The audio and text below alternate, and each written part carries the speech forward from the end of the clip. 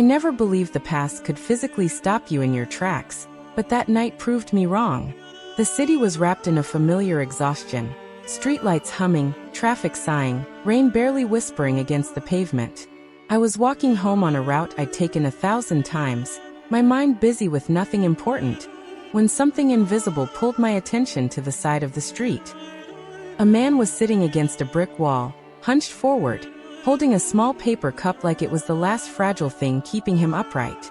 I almost kept walking. Almost. But something about the way his shoulders curved inward felt too familiar, like a posture I had once known intimately. I slowed down, my heart reacting before my mind could catch up. The world around me faded into noise as I looked closer. The worn jacket, the unshaven face, the eyes fixed on the ground as if avoiding hope itself. And then, as if sensing my stare, he lifted his head. Our eyes met.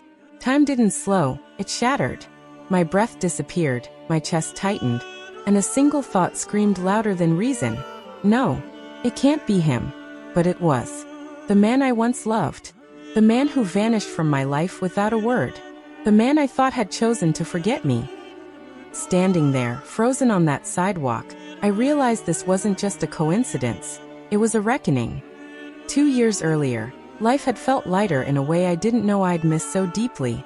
We weren't rich, we weren't perfect, but we were certain. Certainty is a dangerous kind of comfort. It convinces you that tomorrow is guaranteed. We spent nights on the floor of our small apartment, backs against the couch, talking about a future that felt inevitable. We planned cities we'd move to, jobs we'd chase, little traditions we'd build just for ourselves. He used to look at me like I was a promise, not a possibility. We cooked cheap meals together, laughed at burned food, danced in the kitchen when music played unexpectedly. I remember thinking that even if everything else fell apart, us, would survive. That's the cruel thing about love before reality arrives. It feels invincible. I never noticed the cracks forming beneath his smiles. I didn't see how tightly he held his worries, how often his laughter came a second too late.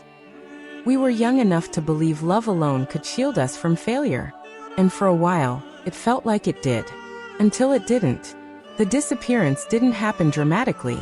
There was no fight, no slammed door, no final argument that could be replayed for answers. It happened quietly, which somehow made it worse. First, his replies took longer. Then entire days passed without a word. When I asked if something was wrong, he brushed it off with tired excuses. And then one day, nothing. No response. No explanation. Just absence. I called. I texted. I waited. Each unanswered message felt heavier than the last, like proof that I mattered less and less. My mind filled the silence with cruel theories. Maybe he met someone else. Maybe I wasn't enough. Maybe I never was. The hardest part wasn't losing him. It was losing the version of myself that believed I deserved answers. Eventually, I stopped reaching out. Not because I stopped caring, but because hope became too painful to carry.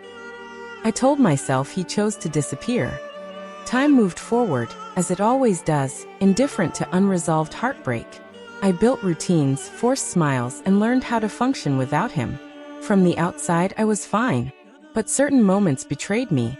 Songs we loved, streets we walked together, phrases only we used. I wondered where he was sometimes, but I never allowed myself to imagine him suffering. That would have required acknowledging that maybe leaving wasn't a choice. Maybe it was survival. Still, I pushed the thought away. People who care don't disappear, I told myself. They don't leave you wondering if you imagine the love. So I buried him where unfinished things go, somewhere deep, uncomfortable, and quiet. That's why seeing him there shattered everything I had carefully buried. Standing on that sidewalk, my body reacted before my heart could catch up. He looked smaller somehow, like life had slowly folded him inward. His eyes carried exhaustion I'd never seen before. Heavy, defeated, stripped of expectation. When I whispered his name, it felt foreign in my mouth, like saying it might make him vanish again. But he didn't. He looked up, confusion flickering across his face before recognition settled in. And then his eyes filled with tears. Not dramatic sobs. Quiet ones. The kind that come from being seen when you've spent too long trying not to be. We didn't move to a cafe or a bench. We sat right there on the cold pavement, two people suspended between who we were and who life had made us. I asked the question that had lived inside me for years. Why didn't you reach out? His answer didn't come quickly. He stared at the ground, hands shaking slightly, like even words felt too heavy to lift. When he finally spoke, his voice was barely there. He told me about losing his job, then his apartment, then his sense of worth. About waking up each day feeling like a failure before the day even started. About seeing my messages and feeling like answering them required a version of himself he no longer recognized. He said depression didn't announce itself loudly, it erased him quietly. That every unanswered message wasn't indifference, but shame. That he believed responding meant admitting how far he'd fallen. And then he said the sentence that broke me. I didn't want you to see me like this. In that moment, everything shifted. The narrative I'd lived with for years collapsed. He hadn't abandoned me. He had been disappearing from himself. The man I thought chose silence had been drowning in it. I cried then not just for him, but for all the assumptions I'd made. For the anger I carried instead of compassion. For the nights I convinced myself I was unworthy of explanation. Sitting there, I realized how often we mistake silence for cruelty, when sometimes it's just pain with no voice. He didn't need judgment. He needed someone to see him without turning away. I bought him food. I listened. I helped him find a shelter willing to take him in that night. It wasn't a rescue story. It was a beginning.